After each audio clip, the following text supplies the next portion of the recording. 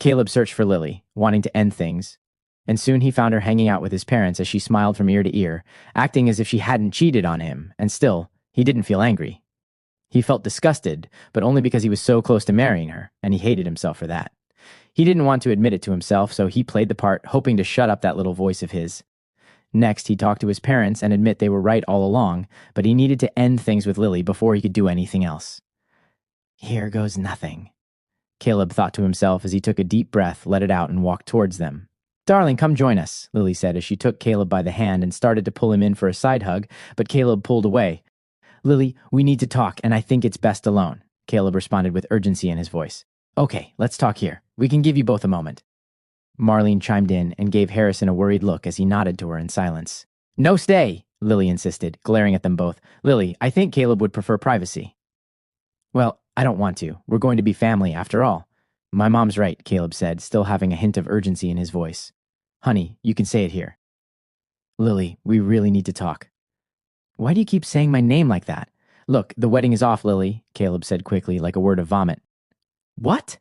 Lily gasped in horror as her eyes widened. He sighed in defeat. This is why I wanted to be alone. But why? Don't you see how perfect we are?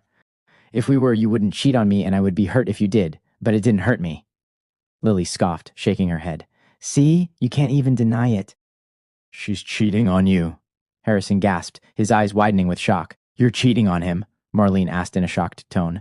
If that's why, I can change. It's no biggie, Lily said, lazily shrugging. No, it's not, Caleb answered, slowly shaking his head. Then why are you doing this to me? It's because of how I reacted and what I realized. Now you've completely lost me. I wasn't hurt or sad, he began to explain and frowned. The thing is, I didn't feel heartbroken, and cheating has been my biggest deal breaker. What are you saying? Lily asked, blinking in confusion. My parents were right, he said, glancing at his parents, seeing them look at him in confusion, and quickly looked back at Lily. I'm not in love with you. I never was. Can we just talk about this? You don't love me either. Yeah, but all the money. This marriage won't work, he said, cutting her off. You are making the biggest mistake of your life. I saved myself from the biggest mistake of my life. What has gotten into you? Lily asked, glaring at him. I don't know, but I have recently realized I hate who I have been for the past few years, Caleb responded.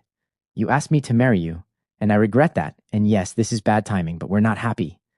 Caleb, I'm willing to forgive this and still marry you if you stop this childish nonsense. Lily, I don't want to marry you. I am beautiful. Any guy would want me.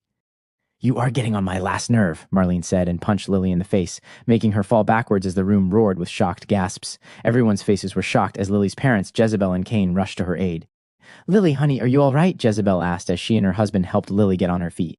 We will sue you for all you've got, Cain shouted, pointing at Marlene with his index finger. Go ahead, I'm not ashamed of myself, Marlene responded and grinned. If I had a mugshot because of it, I'd smile. You are mad. You will rot in hell for hurting my child.